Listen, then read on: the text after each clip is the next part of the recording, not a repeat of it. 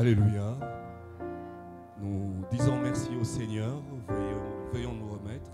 Merci le groupe musical. Mais c'est toujours un plaisir, c'est toujours un bonheur. Et encore ce matin, une joie, je veux dire une félicité. Vous savez la différence entre parfois le bonheur et la félicité, c'est que le bonheur peut avoir une raison extérieure. Pour être heureux, il faut que je me marie. Pour être heureux, il faut que je trouve un boulot. Pour être heureux, le bonheur se définit comme ça. Mais la félicité va du cœur. C'est quelque chose que l'on ressent, une joie extrême, un plaisir que l'on ressent qui n'a pas de raison extérieure, qui n'a pour raison que le fait de toucher ou d'avoir touché à sa vocation, d'avoir été touché par la grâce, avoir été passif à la grâce de Dieu. Et c'est ce bonheur que je ressens. Et peut-être que vous ne le comprenez pas. Vous savez que sur la terre, on est différents. Il y a ceux qui sont très expressifs. Il y a ceux qui ne le sont pas. Ils sont contents, mais il est stable, il est debout. Mais il y a celui, quand il est content, il danse, il saute. Et tout ça, il y avait quelqu'un qui, chaque fois, quand il conduisait le culte, je devais fuir. Parce que devant, chaque fois, il faisait danser les gens, quoi. Et donc, comme j'étais devant, il me faisait souvent danser. Et donc, quand c'était son culte, je trouvais toutes les raisons pour ne pas être là. Mais je suis très content. Pourquoi je le dis? Vous savez, il y a... certains d'entre vous n'étaient pas encore là. Vous n'étiez pas nés le 10 juin 1991. Pour ceux qui partagent le même pays avec moi, Brazzaville, c'est une date qu'on a écrite sur du marbre, puisque c'était la fin de la conférence nationale. Et donc, les autorités se sont lavé les mains et nous rêvions à une démocratie qui était en cours. Et donc, ce jour-là, je me trouvais chez un ami. Et donc, le grand-père de cet ami était en train de pleurer. Et nous, on ne comprenait pas. On se dit, mais écoute, les gens se sont lavé les mains et tout ça, la conférence nationale, c'est bien passé. Et il était en train de pleurer. Et il disait, vous ne savez pas combien nous espérions arriver à ce jour. Combien on croyait voir ce jour. Nous sommes en 2025. Vous savez, lorsque on va le dire, les grands architectes de la jeunesse étaient en train de marquer sur un papier les premiers textes de la jeunesse, en septembre ou octobre 2005, j'étais là. Et j'étais parmi ceux qui ont participé à ça. Et nous espérions voir cette jeunesse arriver là où nous en sommes aujourd'hui. Et voilà pourquoi ça me fait un plaisir. Et d'ailleurs que où est notre président de la jeunesse, le frère Faël? Il a été expédié ailleurs. Et quand il m'a dit, finalement, non, garde le prédicateur, je dis, bah, tiens, mais enfin, c'est la GEM. Mais en fait, je me rends compte que je n'ai pas échappé à cette jeunesse-là, d'autant plus que je suis encore très jeune. Et donc, pour certains, pas pour d'autres. Donc, je bénis vraiment le Seigneur pour cela et de tous ces efforts que nous sommes en train de faire, que la jeunesse est en train de faire afin qu'elle existe encore et qu'elle soit un témoignage. Et donc pour ce matin, j'ai voulu m'inscrire dans ce thème que je trouve très prophétique de la jeunesse de Fès. Jeune, intime à Dieu et prospère dans la société. J'aimerais rester sur cela. Je sais que quand la thématique m'a été proposée, j'ai réfléchi plusieurs fois Et je pense que Dorin est là. J'ai envoyé à Dorin un angle d'attaque de la thématique. Et les évangélistes de cette jeunesse de Fès m'ont dit de toucher quelque chose. L'intimité. Mais après, je me disais, mais bon, quand on parle de la prospérité, il y a le travail et tout ce qui va avec. Mais après, j'ai eu plusieurs réunions. Je pense que le jeudi, nous étions ici à Fès. J'étais ici à Fès. Le vendredi, je suis parti à Rabat. Le samedi, je rentrais de Rabat. Donc hier, j'étais en train de réfléchir. Mais je me suis dit, non, mais cette jeunesse-là a une vision. Et peut-être qu'elle a raison que l'on touche la question de l'intimité avec Dieu. L'intimité d'où devrait partir ou d'où doit partir la prospérité. Et donc, je m'inscrirai dans l'intimité et peut-être le travail après. Jeûne intime à Dieu et prospère dans la société. La deuxième partie pour moi est une conséquence de la première partie qui vient avant la conjonction qui est là.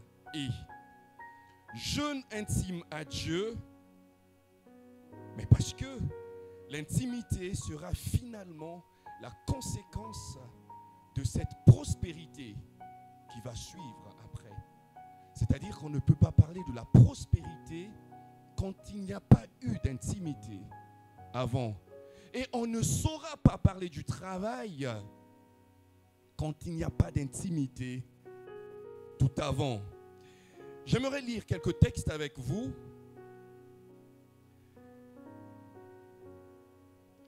Daniel, qui était jeune d'ailleurs. Daniel 1, j'ai hésité de choisir certains textes. Mais donc je prends Daniel 1, le verset 8. Je prends la version Louis II. Il est dit ceci, le verset 8. Daniel résolut, vous connaissez le contexte, hein, ils ont été pris en Israël, ils ont été emmenés à Babylone. Et donc, il leur avait été présenté quelques principes. Je crie fort, là. Ça va? Oui, c'est bien. Et donc, ils ont été imposés. Ils ont été exposés à certains principes. À Meknes, on a eu un séminaire sur les principes de Babylone. Et donc, Daniel, Shadrach, Meshach, Abednego ont été exposés à certains principes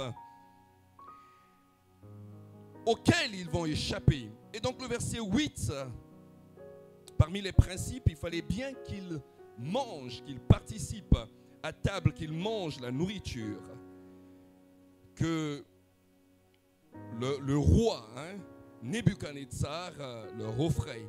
Le verset 8 dit, Daniel résolut de ne pas se souiller par les mets du roi et par le vin dont le roi buvait. Et il pria le chef du personnel de ne pas l'obliger à se souiller. Le verset 9, c'est la conséquence du risque qui est pris au verset 8. Il faut avoir un cœur pour refuser la nourriture du roi. Et la conséquence, c'est le verset 9. Dieu fit trouver à Daniel faveur et grâce devant le chef du personnel. Je prends le verset 15. Une autre conséquence de ce refus, de ce risque. Le verset 15 dit, au bout de 10 jours, ils avaient meilleur visage et plus d'embonpoint que tous les jeunes gens qui mangeaient les mets du roi. Le verset 17 dit, Dieu accorda à ces 4 jeunes gens de la science, c'est-à-dire de la sagesse. Alors nous avons quelle version? Nous avons la version Louis II, oui. De la sagesse, de l'intelligence, une différence entre la sagesse et l'intelligence, et sur toutes les questions que le roi posait. Il dit sur toutes les questions que le roi interrogeait ces jeunes, il les trouva 10 fois, même pas 8, mais 10 fois supérieurs à tous les magiciens et astrologues qui étaient dans tout son royaume. Je prends Daniel 5. Daniel 5, 1 à 12. C'est un peu long. Il est dit ceci. Le roi Balshazzar donna un... Nous sommes toujours à Babylone. Hein. Le roi Balshazzar donna un grand festin, assez grand au nombre de 1000. Et il but du vin en présence de tout le monde. Hein. Généralement, on se cache, mais là, en présence de tout le monde, le roi prit du vin et but son vin devant tout le monde. Balshazzar, quand il eut goûté au vin, c'est-à-dire quand il devint un peu saoul, il fit, écoutez ça, il fit apporter des vases d'or et d'argent que son père Nebuchadnezzar avait enlevé du temple de Jérusalem. Donc ce qui avait été pillé dans le lieu saint à Jérusalem, il a pris ces choses, ces vases, et il va boire du vin avec ces ustensiles consacrés à Dieu. Voilà, ce qui est sacré, c'est ce qui est consacré. Alors on apporta les vases d'or qui avaient été enlevés du temple de la maison de Dieu à Jérusalem. Et le roi, écoutez, et ses grands, ses femmes et ses concubines s'en servirent pour boire.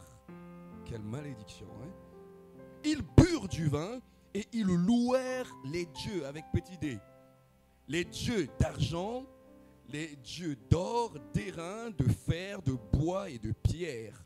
En ce moment, écoutez, qu'est-ce qui va arriver? La conséquence, en ce moment, surgir. Hein, dans d'autres versions, ici c'est apparur. Mais en ce moment, surgir les doigts d'une main d'homme et ils écrivirent en face du chandelier. Je ne sais pas si vous représentez la scène, vous êtes en train de manger et tout ça. Et puis, oui, nous sommes en train de prier là. Et puis, imaginez qu'un doigt sort là. C'est-à-dire son bras. Ni main, mais un doigt sort. Et je pense que nous allons tous... Il y a combien de portes ici? Ça va nous casser le visage là.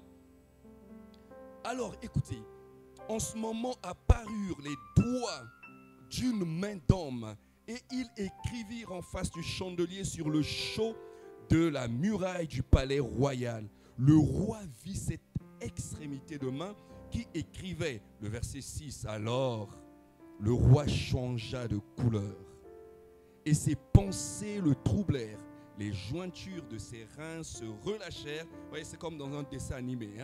Et ses genoux s'entrechoquèrent. Contre l'autre, le roi cria avec force, qu'on fit venir les astrologues, les chaldéens, les devins, et le roi prit la parole, etc. Je prends le verset 10. La reine, à cause de ces paroles du roi et de ses grands, entra dans la salle du festin et prit ainsi la parole. Ô roi, vie éternelle, que tes pensées ne te troublent pas et que ton visage ne change pas de couleur. Alors le verset qui m'intéresse, le verset 11. Il y a dans ton royaume un homme qui a en lui l'esprit des dieux saints. Et du temps de son père, on trouva chez lui quoi?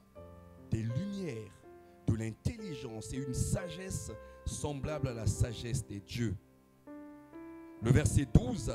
Parce qu'on trouva chez lui, chez Daniel, nommé par le roi Balshazzar, un esprit supérieur de la science et de l'intelligence, la faculté d'interpréter les songes, d'expliquer les énigmes et de résoudre des questions comment? Difficiles.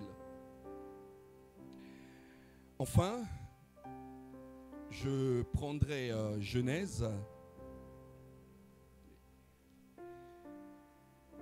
Genèse 26, le verset 1, on va épingler quelques versets pour ne pas être trop long.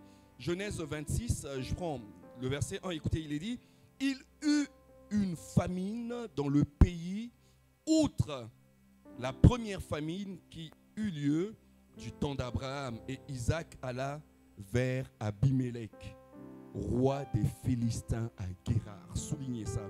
Il alla chez les Philistins à Guérar. L'Éternel lui apparut et dit, ne descends pas en Égypte, demeure dans le pays que je te dirai. Le verset 6, et Isaac resta à Guérar. Le verset 12, il est dit, Isaac, écoutez, sema dans ce pays et il recueillit cette année-là le centuple, car l'Éternel le bénit.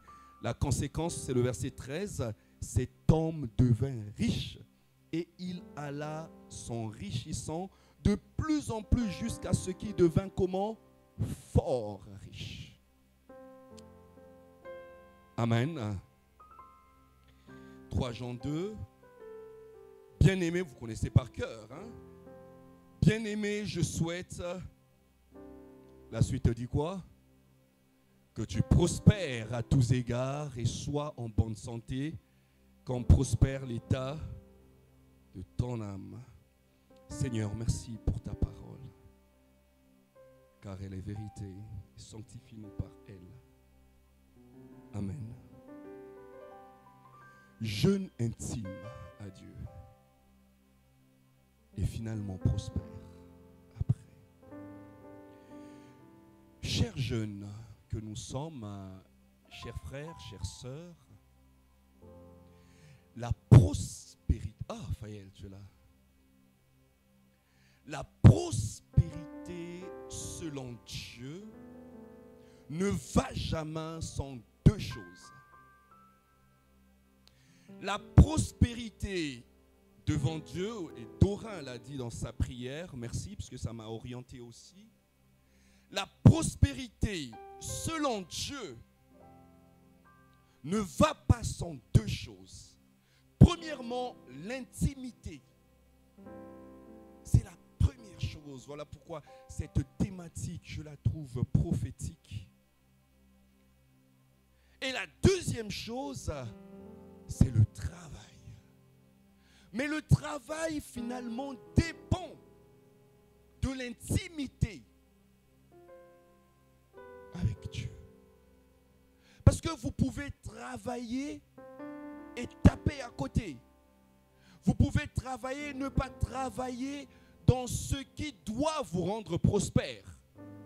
Alléluia. Que des gens qui partent travailler, qui partent au boulot comme si on leur a imposé quelque chose. Ils ne veulent pas se réveiller, ils ne veulent pas. Attention, papa il va au boulot, ne lui parlez pas parce qu'il peut te donner une réponse que tu n'as jamais entendue. L'intimité. Quelle est finalement la part de l'intimité dans la prospérité? Quelle est l'influence? La première chose que nous allons voir, c'est que la prospérité selon Dieu n'est jamais sans intimité. La prospérité selon Dieu n'est jamais sans intimité. Je vais reprendre les paroles de Dorin qui parlait effectivement du pasteur Abdel, qui définit la prospérité comme quelque chose qui devait, une disposition d'ailleurs. Ce n'est pas une finalité. Attention, la prospérité. C'est quelque chose qui va de l'intérieur pour l'extérieur. Et cette prospérité-là ne va jamais sans intimité. Nous avons lu Shadrach, Meshach et Abednego, les trois compagnons de Daniel.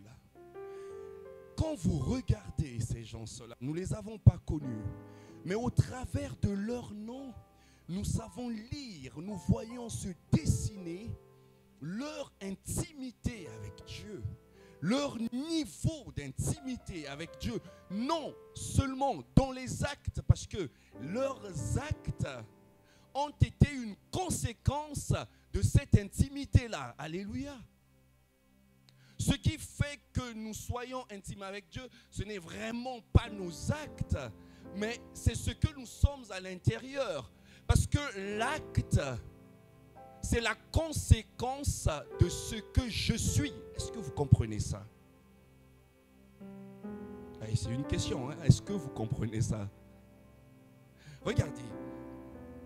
Ce que je suis, c'est ce que je produis. Est-ce que vous comprenez?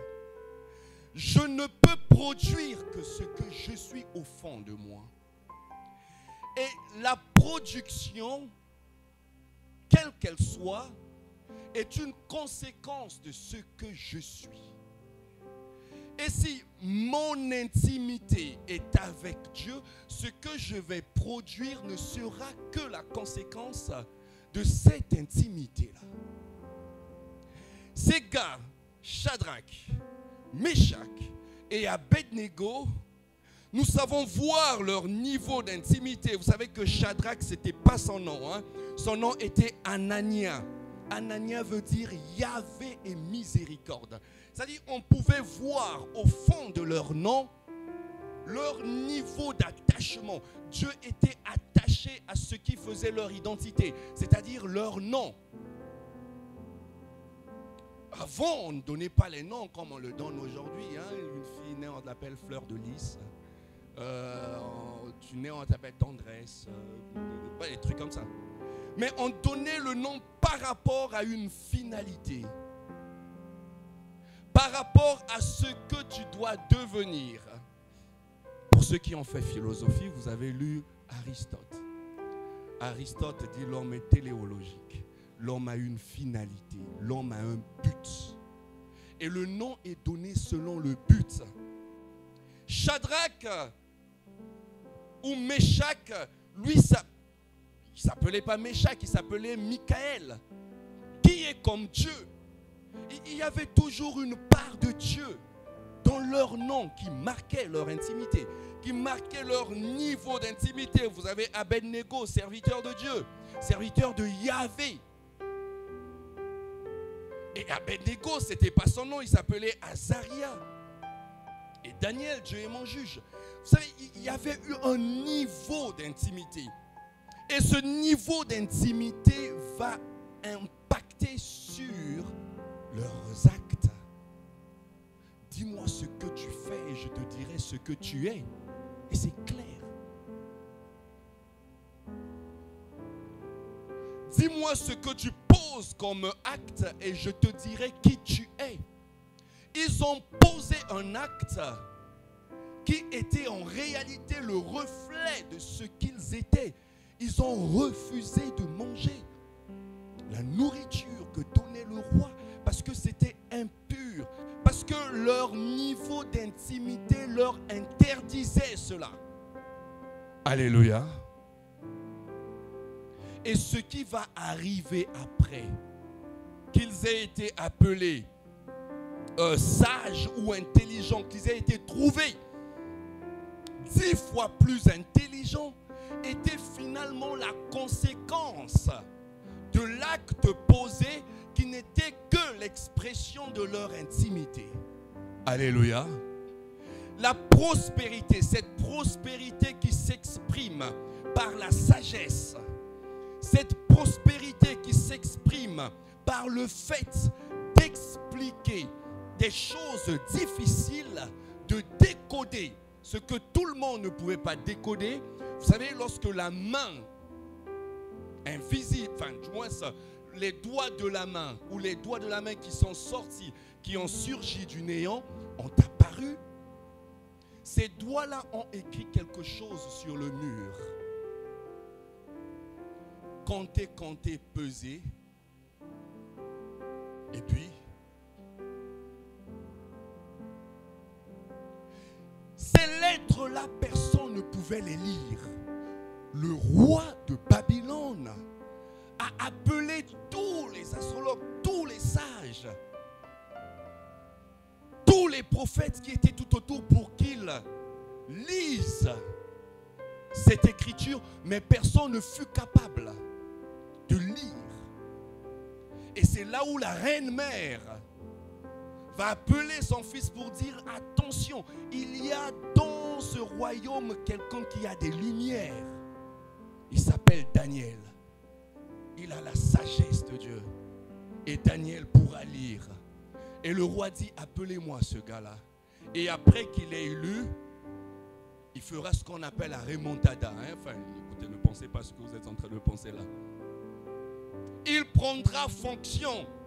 Il servira dans la cour du roi. Cette prospérité, cette place que Daniel va avoir de nouveau, qui ouvrira finalement sa vie à la nouvelle prospérité, est la conséquence des actes qu'il avait posés, de refuser de s'inscrire dans l'impur. Mais ces actes-là étaient en quelque sorte dirigés par l'intimité qu'il avait avec Dieu. Alléluia. Est-ce que vous saisissez le chemin que je suis en train de tracer? Il y a l'intimité qui vous pousse à poser des actes, et les actes appellent la prospérité. Le niveau d'intimité de ces quatre vont rendre Shadrach, Meshach, Abednego et Daniel prospères, mais grâce à cet élément de base qui est l'intimité, nous ne saurions jamais prospérer dans ce que nous produisons, dans ce que nous faisons, si nous ne sommes pas intimes à Dieu, si nous ne sommes pas proches. Si le mot intime paraît très technique, vous avez le mot proche à Dieu. Quelqu'un ne peut pas vous dire les raisons de son cœur si vous n'êtes pas proche avec lui. Quelqu'un ne peut pas vous dire ses pensées, ne peut pas se livrer à vous si vous n'êtes pas proche. J'espère que ce n'est pas parce que je parle à haute voix. Quelqu'un ne peut pas venir vous révéler son cœur si vous n'avez pas un niveau de proximité. Et ça se passe avec le Seigneur.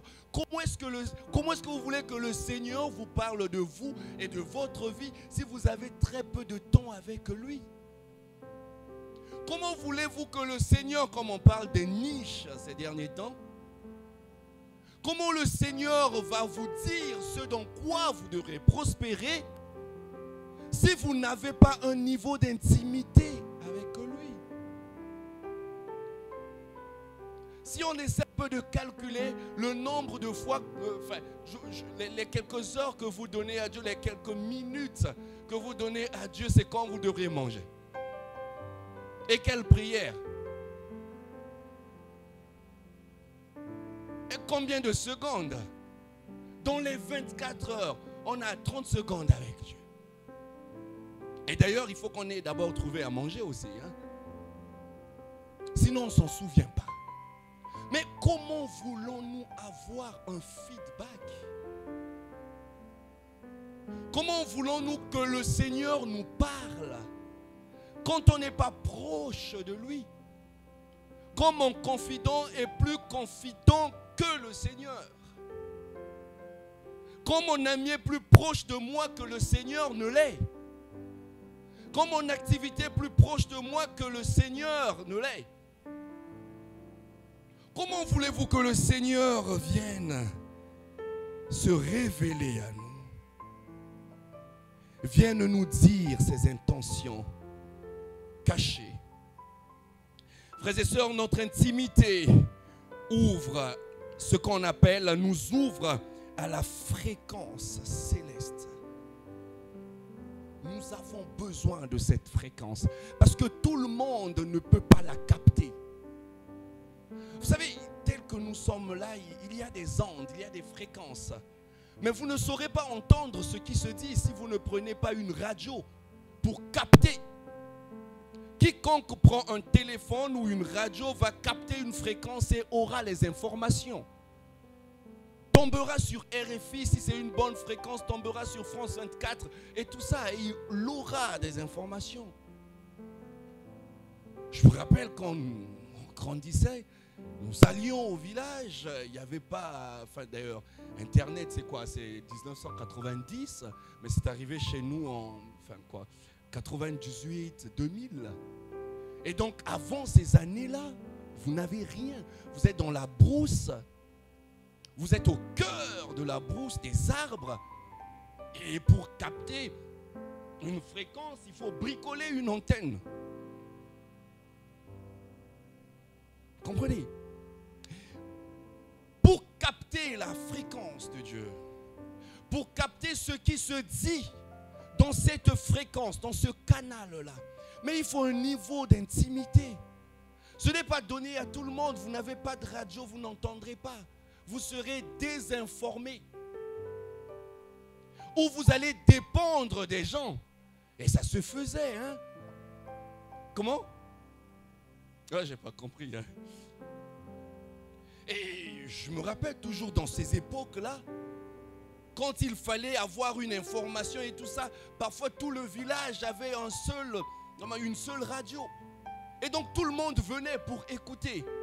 Et si tu étais encore dans la brousse, tu venais, quelqu'un te disait, mais avec risque de désinformation. Et ces gars-là ont gardé leur fréquence. Et dans leur fréquence, au lieu où ils étaient, le Seigneur leur dit quelque chose. Et ils ont obéi. Ils ont dit que nous ne mangerons pas. L'intimité nous ouvre à cette fréquence céleste qui est source d'informations surnaturelles. Une information que tout le monde n'a pas. Une information que tout le monde ne peut pas avoir, ne sait pas avoir. L'intimité. La conséquence de cette fréquence pour Shadrach, Meshach et Abednego, c'était effectivement de ne pas faire certaines choses que même le roi de Babylone imposait. Quelqu'un aurait dit, comment on dit ça, hein? Toute autorité vient de Dieu. Comprenez? Mais dans une circonstance, le Seigneur peut vous parler, peut vous dire de vous orienter autrement, avec respect. Et ils l'ont fait avec respect. Ils sont venus voir le roi de Babylone. Ils se sont excusés. Et ils lui ont dit, Ascapénaz, ils ont dit, donne-nous peut-être 10 jours. Et pendant les 10 jours, nous allons nous abstenir et tu verras. Si ça ne marche pas, ok, nous allons manger de cette nourriture. Mais si ça marche, nous allons rester tels que nous sommes. Et ça a marché. Voilà comment le niveau d'intimité a donné une information que tout le monde ne pouvait pas capter. Vous savez, lorsque vous êtes en intimité avec Dieu, Dieu vous souffle des choses qui peuvent paraître paradoxales. Voilà pourquoi les grands prophètes ont toujours été des antithèses de la société. Parce qu'ils ne comprennent pas. Ceux de la société ne comprennent pas ce qui se passe. Mais lui, il a l'information. Il sait comment ça va se passer. Au jour de Noé, vous rappelez, le Christ rappellera cette scène. Les gens mangeaient et buvaient. Ils disaient, depuis quand il a plu dans ce pays, mais dis donc. Et si vous êtes un télos encore plus fort. L'intimité. Le deuxième grand point que je vais aborder, c'est celui-ci, c'est de dire que la prospérité selon Dieu est la conséquence immédiate, attention, la conséquence immédiate de notre relation avec lui, donc Dieu. C'est la conséquence, frères et sœurs, immédiate. Mais pourquoi je le dis? Regardez le texte que nous avons lu. Le texte d'Abraham. D'Isaac, autant pour moi. Regardez la vie de ce garçon-là. Bon, enfin, quand il était garçon, quoi, il est parti. Isaac est le fils d'Abraham. Abraham est berger. D'accord, il est berger et tout ça, derrière les troupeaux. Et quand Abraham était là, Isaac va venir. Nous avons une grande puissance politique, une grande puissance économique qu'on appelait l'Égypte. Et chaque fois qu'il y avait famine, qu'est-ce qui se passait? On migrait vers l'Égypte. Parce qu'il y avait à manger là-bas. Parce que c'est un peu comme, c'était l'Eldorado, hein? Dans le temps. Et c'est naturel. Quand ça chauffe un peu chez nous, on monte au nord. Hein? Du moins, c'est ce que nous avons fait. Hein? Parce qu'il y a des filières qu'on ne retrouve pas chez nous. Il y a des domaines qu'on ne retrouve pas chez nous. Bref. Et la famine va arriver. Hein? En Israël. Enfin, chez Isaac. Isaac, parce qu'il était en intimité, parce qu'il était intime à Dieu, il était proche à Dieu, Isaac va aller à Guérar et non en Égypte. Alléluia. Il pouvait faire le choix de son père. Il pouvait aller, comme on le dit, là où l'herbe est verte. Comme nous le disons, il n'y a pas à réfléchir. Quand il y a une crise économique, il faut aller là-bas, il faut aller au nord. Mes frères et sœurs, l'intimité avec Dieu nous donne d'être stable et de faire des choix selon Dieu. Il n'est pas parti là où tout le monde partait, mais parce qu'il était en intimité avec Dieu. Peut-être ses voisins, ses frères et tous ceux qui l'entouraient lui ont dit, allons, c'est plus facile, allons en Égypte, descendons là-bas, montons en France, montons aux États-Unis. Parce qu'il y a plus là-bas que des gens qui suivent la foule, que des gens qui suivent ce qui se dit, qui n'ont pas le temps de se connecter à la fréquence céleste. Mais Isaac va se connecter à cette fréquence. Et Dieu lui dira, petit, tu ne descends pas en Égypte, tu restes à Guérar. Mais qui allait à Guérar? Vous savez, Guérar, c'est chez les Philistins. Et les Philistins, d'ailleurs c'est le mot Philistin qui va donner Palestine aujourd'hui. Les Philistins, il n'y a rien là-bas. Et d'ailleurs, on ne sait pas d'où venaient les Philistins. C'était le peuple de la mer. Et donc, il n'y avait rien à espérer là-bas. Parce qu'il n'y avait pas d'eau à Guérar. Et Dieu va dire à Isaac, va à Guérar. Alléluia. Parce qu'il était en intimité avec Dieu. Parce qu'il avait la fréquence céleste. L'intimité avec Dieu nous donne d'être stable. Nous donne d'être vacillant, de ne pas être comme un roseau. Quand le vent va du nord vers le sud, il va du nord vers le sud.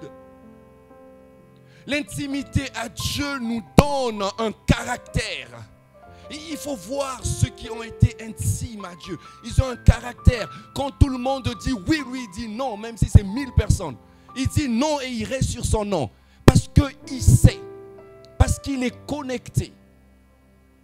On raconte, je pense que ça venait d'Erasmus. Vous savez, au XVIe siècle, quand l'église, le mouvement évangélique, qui sera l'église protestante, beaucoup de temps après, hein, historiquement, il y avait quelqu'un qu'on appelait Martin Luther. Martin Luther qui est à la tête de ce mouvement réformé. Du moins, ce luthérien et tout ça, le mouvement évangélique. Parce que nous étions tous catholiques, hein, ça il faut le dire. Et quand il est en train de contester contre le mouvement qui se fait à l'époque, un de ses amis vient lui dire, parce que ça méritait la mort, on vous mettait sur le bûcher, on vous brûlait. Et un de ses amis vient lui dire, il dit, Luther, abdique, c'est-à-dire reviens à la raison. Regarde, tout le monde est contre toi, toute la ville. Tous ceux qui protestent autrement sont contre toi. Et il paraît que c'était tout le monde, toute la ville. Et tu es seul. Et Luther, il semble que Luther aurait regardé Erasmus et lui aurait dit, Mais je ne sais pas si c'était vraiment Erasmus, mais il regarde le personnage et lui dit, écoute, va dire à tout le monde que je suis contre eux. Vous comprenez le niveau de conviction. On ne bouge pas. On a dit tout le monde doit manger la nourriture que le roi donne. Ils vont se permettre pour dire ou de dire, nous n'allons pas manger cela. La conviction, l'intimité nous donne une force d'être nous-mêmes.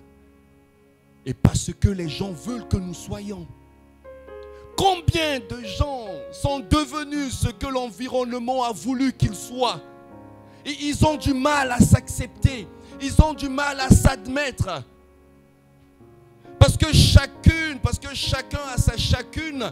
Et que vous, si vous ne le faites pas, vous serez... Et vous... L'intimité nous donne, frères et sœurs, de rester là où nous devrions être. On dit que mais la filière que tu as choisie, mais plus personne ne fait cette filière. D'ailleurs, ça n'emmène à rien et tout ça. Mais parce que tu as reçu cela de la fréquence céleste, mais que tu restes, parce que c'est Dieu qui l'a dit. Et comme le disait ce monsieur-là, je suis ce que la parole de Dieu dit que je suis. J'ai ce que la parole de Dieu dit que j'ai. Je puis ce que la parole de Dieu dit que je puis. La conséquence, donc j'agis. Alléluia.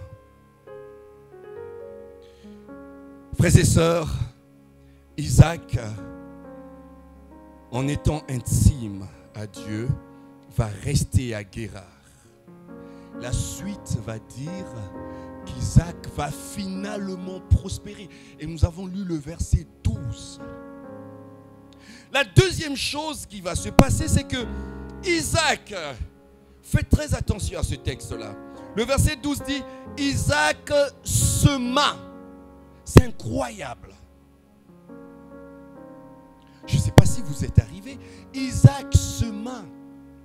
Son père est berger. Et normalement, Isaac serait berger. Isaac ferait comme son père. Quelqu'un lui dirait, mais Isaac, qu'est-ce que tu es en train de faire? Nous, on connaît des bergers, des pasteurs. Toi, d'où tu commences à planter, à faire de l'agriculture? Mais parce qu'il est connecté à Yahvé. Il est connecté à Dieu. Il reçoit la fréquence céleste qu'il va changer de domaine. Qu'il ne va pas faire ce que tout le monde fait. Que des gens qui se lancent dans ce que tout le monde fait. Ah, tu as fait comment? Ah, moi aussi je fais. Ah, qui a déjà fait ça? On a toujours besoin de savoir quelqu'un qui a déjà fait ça. Ah, qui a déjà fait ça? Lui, ah, donc moi je fais aussi. Mais ce n'est pas une certitude. Ce n'est pas une certitude, frères et sœurs. L'intimité vous donne de choisir ce dans quoi le Seigneur veut que vous évoluiez. Alléluia. Tout le monde fait l'informatique, vous tombez dans la philo, quoi. Et on vous dit, mais enfin, vous êtes bourrique. Comment on fait de la philo et puis ça va faire quoi la philo? Mais parce que vous êtes ce que la voix de l'Éternel dit que vous êtes, que vous le faites. Ça vous met dans... Ça vous inscrit dans votre vocation, dans votre métier, dans votre fonction, dans votre vocation. Dieu vous a appelé à faire des mathématiques, vous êtes appelé à les faire. L'informatique, ainsi de suite. Et quand je parle des niches, je parle des vocations. Je ne parle pas que du service à l'église. Dieu nous a appelés à plusieurs choses, frères et sœurs. Mais la porte de cette vocation, la porte de cette affaire, c'est l'intimité avec Dieu. Dieu dit à Isaac, descends là-bas. Et puis il va semer. Et le texte, le Genèse 26, le verset 12, la conséquence dit, si on peut projeter, mais je vais retrouver, c'est le premier livre. Le verset 6 dit ceci. Le verset 12, Isaac sema dans le pays et il recueillit cette année quoi? Le centuple. S'il était berger, s'il avait fait comme son père, peut-être qu'il n'aurait pas récolté au centuple. S'il avait fait comme les aïeux, ceux qui sont... Parfois le Seigneur nous appelle à changer de direction, à ne pas faire ce que tout le monde fait, ce que tout le monde a l'habitude de faire. Parfois le Seigneur nous appelle à être des pionniers.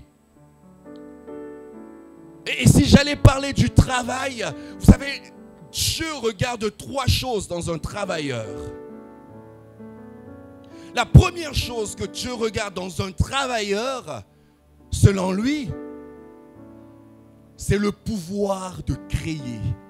Nous avons été créés à l'image de Dieu. Et cette image-là, c'est la création. Être capable de créer, de sortir de l'ordinaire, de faire l'extraordinaire. Tout le monde va à gauche, toi tu vas à droite, sans risque. Mais c'est pour produire quelque chose que jamais personne n'en a vu. Et d'ailleurs, en termes de création, on dit généralement, ceux qui sont plus proches de Dieu sont les artistes. Parce qu'un artiste, généralement, ne sait pas là où il va. Mais il sait qu'en allant, il va produire quelque chose. Il invente, il n'est pas toujours dans le chemin. Mais il y a le plaisir de faire cette chose qu'il est en train de concevoir. Regardez les artistes, ils travaillent toujours avec bonheur, avec plaisir.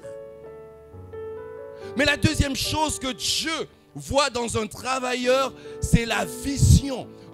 Un travailleur est visionnaire. Il sait voir là où les gens ne sont pas encore arrivés. Vous savez, lorsque les Occidentaux sont arrivés chez nous, nous leur avons accueillis, on leur a fait de la viande en prenant un gibier dans la brousse. Mais en dégustant la viande, les gars se sont dit, mais avec ce truc-là qui ressemble à du cuir, on peut en faire des chaussures.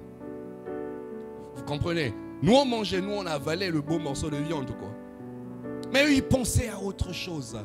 Ils ont vu des bois avec lesquels on faisait du feu. Ils ont regardé dans le bois et se sont dit qu'un cahier peut sortir des dents. Ils sont visionnaires.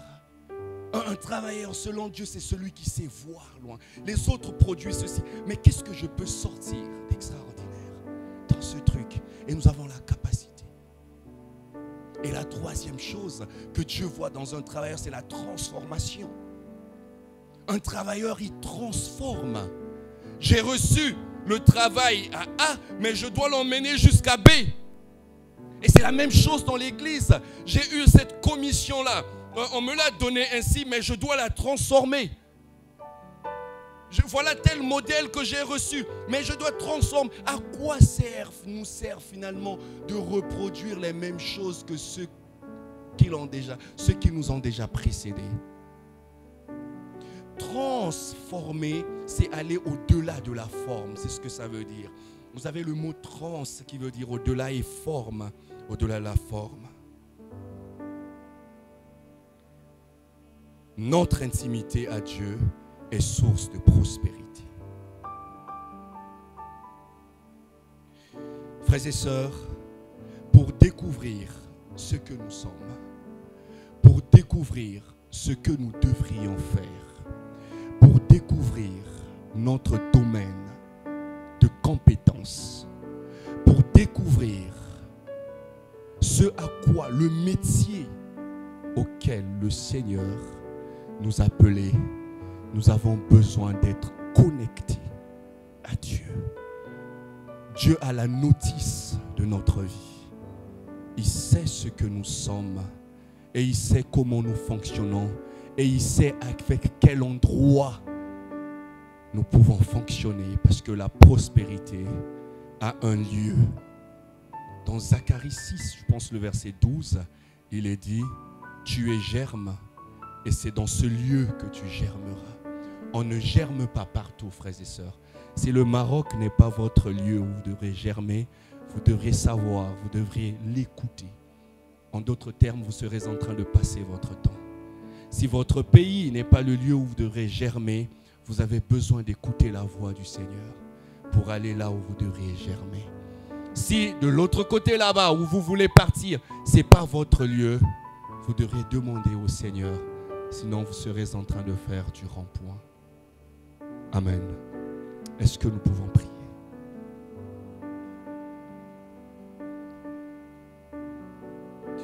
Seigneur, nous voulons te prier pour la grâce que tu nous fais, Seigneur, de nous abreuver, Seigneur, à cette thématique qui a été choisie merveilleusement par la jeunesse, mais qui commence par l'intimité avec toi.